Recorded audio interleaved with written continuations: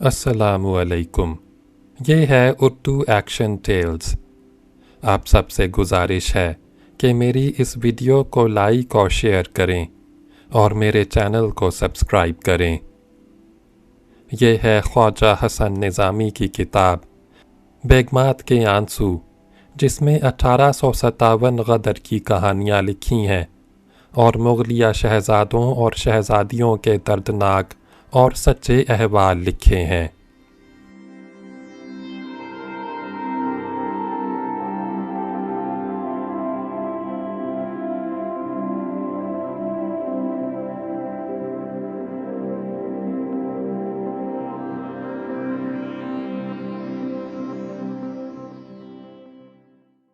شہزادی کی بپتا۔ ہونے کو تو قدر 50 برس کی کہانی ہے، مگر مجھ سے پوچھو تو کل کی سی بات معلوم ہوتی ہے۔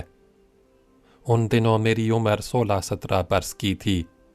میں اپنے بھائی یاور شاہ سے 2 برس چھوٹی اور مرنے والی بہن ناز بانو سے 6 سال بڑی ہوں۔ میرا نام سلطان بانو ہے۔ ابا جان مرزا قویش بہادر ضلع سبحانی حضرت بہادر شاہ کے چہیتے اور نونہال فرزند تھے۔ بھائی یاور شاہ اور ہم بہنوں میں بڑی محبت تھی، ہر ایک دوسرے پر فدا تھا۔ آقا بھائی کے لیے باہر کئی استاد طرح طرح کی باتیں سکھانے والے تھے۔ کوئی حافظ تھا اور کوئی مولوی، کوئی خوشنویس تھا اور کوئی تیر انداز۔ اور ہم محل میں سینہ پرونا اور کشیدہ کاڑھنا مغلانیوں سے سیکھتے تھے۔ دستور تھا کہ حضرت ضلع سبحانی جن بچوں اور بڑوں پر خاص نظر عنایت رکھتے تھے، ان کو صبح کا کھانا شاہی دسترخوان پر حضور والا کے ہمراہ کھلایا جاتا تھا۔ چنانچہ ضلع سبحانی مجھ کو بھی بہت چاہتے تھے اور میں ہمیشہ صبح کے وقت کھانے کے واسطے بلائی جاتی تھی۔ جب میں نے ہوش سنبھالا اور چچا ابو بکر کے لڑکے مرزا سہراب بھی کھانا کھانے آیا کرتے تھے، اگرچہ ہمارے کل خاندان میں باہم پردہ نہ تھا اور نہ اب ہے، شرعی نامحرم گھر میں آتے جاتے تھے، مگر میں اپنی طبیعت سے مجبور تھی۔ میں ایک آن کے لیے کسی غیر مرد کے سامنے جانا گوارا نہ کرتی تھی، پر کیا کرتی، حضور کے حکم کے خلاف دسترخوان پر کسی طرح نہ جاتی۔ لیکن غنیمت یہ تھا کہ آداب سلطانی کے باعث سب نظریں جھکائے رکھتے تھے۔ مجال نہ تھی کہ ایک بچہ بھی ادھر ادھر دیکھے یا آواز سے بولے۔ قاعدہ یہ تھا کہ جب حضور معلیٰ کوئی خاص کھانا کسی کو مرحمت فرماتے تو وہ بچہ ہو یا جوان، عورت ہو یا مرد، اپنی جگہ سے اٹھ کر جائے ادب پر جاتا اور جھک کر 3 سلام بجا لاتا۔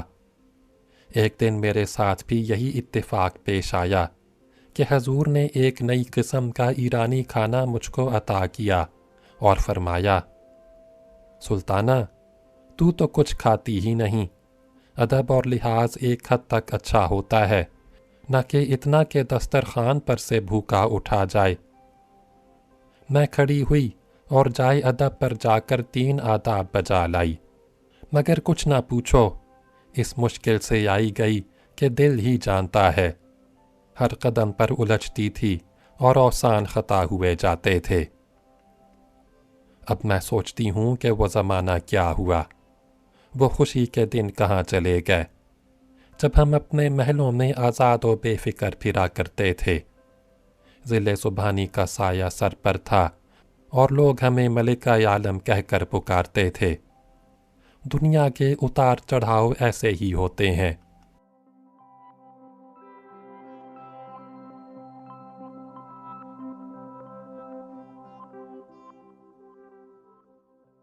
مجھے خوب یاد ہے کہ جب حضور معلیٰ مقبرہ ہمایوں میں گرفتار کیے گئے اور ایک گورے نے چچا جان حضرت مرزا ابو بکر بہادر کے تینچا مارا تو مرزا سہراب تلوار گھسیٹ کر دوڑے، مگر دوسرے گورے نے ان کے گولی مار دی اور وہ ایک آہ کر کے چچا جان کی ناش پر گر پڑے اور تڑپ کر ٹھنڈے ہو گئے، اور میں بت بنی تماشا دیکھتی رہی۔ اتنے میں خواجہ سرا آیا اور کہنے لگا، بیگم کیوں کھڑی ہو؟ چلو تمہارے ابا جان نے بلایا ہے۔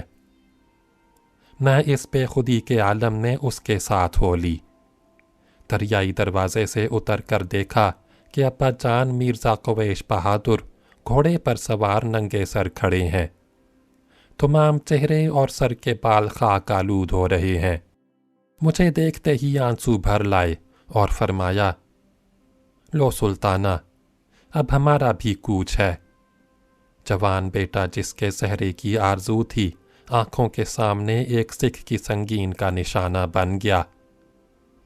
یہ سنتے ہی میں نے ایک چیخ ماری اور ہائے بھائی یاور کہہ کر رونے لگی۔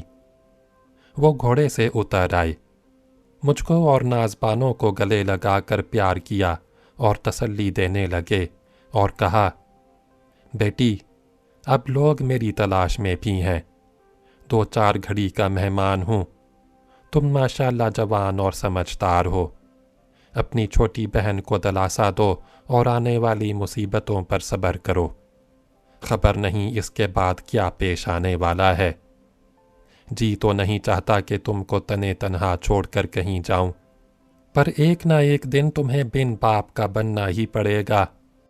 نازبانو تو ابھی بچہ ہے، اس کی دلداری کرنا اور نیکی سے زندگی بسر کرنا، اور دیکھو نازبانو، اب تم شہزادی نہیں ہو، کسی چیز کے لیے ضد نہ کرنا، جو میسر آئے شکر کر کے کھا لینا، اور اگر کوئی شخص کچھ کھاتا ہو تو آنکھ اٹھا کر نہ دیکھنا، ورنہ لوگ کہیں گے کہ شہزادیاں بڑی بدنیت ہوتی ہیں۔ پھر ہم دونوں کو خواجہ سرا کے سپرد کر کے کہا، ان کو جہاں ہمارے خاندان کے اور آدمی ہیں پہنچا دینا۔ اس کے بعد ہم کو پیار کیا اور روتے ہوئے گھوڑا دوڑاتے جنگل میں گھس گئے۔ پھر پتہ نہ لگا کہ وہ کیا ہوئے۔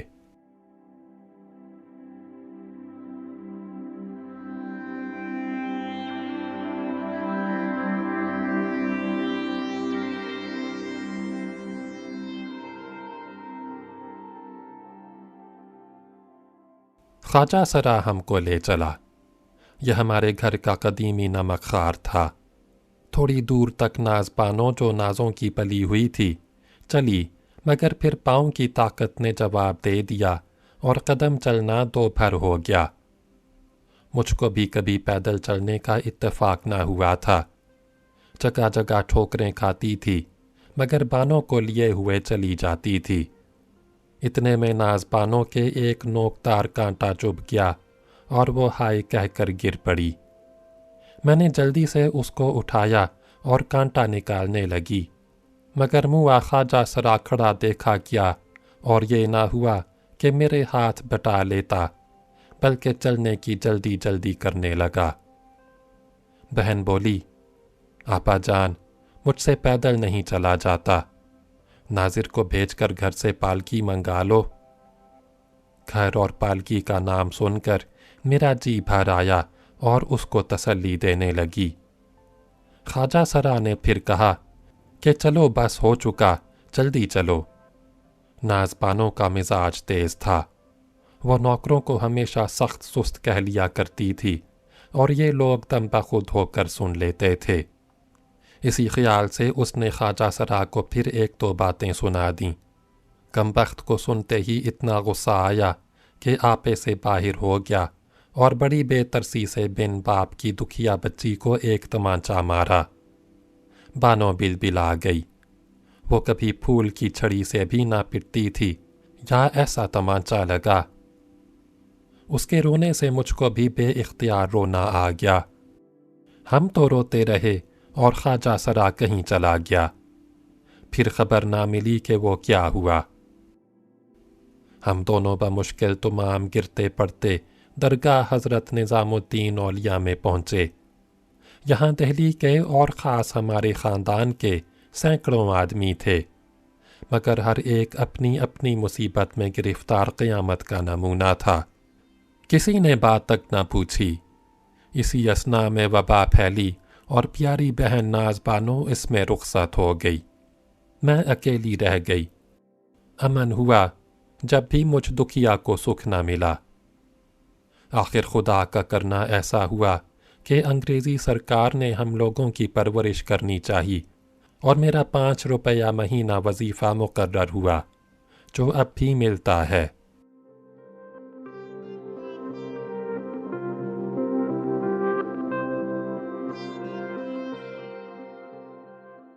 فاقے میں روزہ، تاجدار دہلی کے ایک کنبے کا فسانہ۔ اگلی ویڈیو میں سنیں۔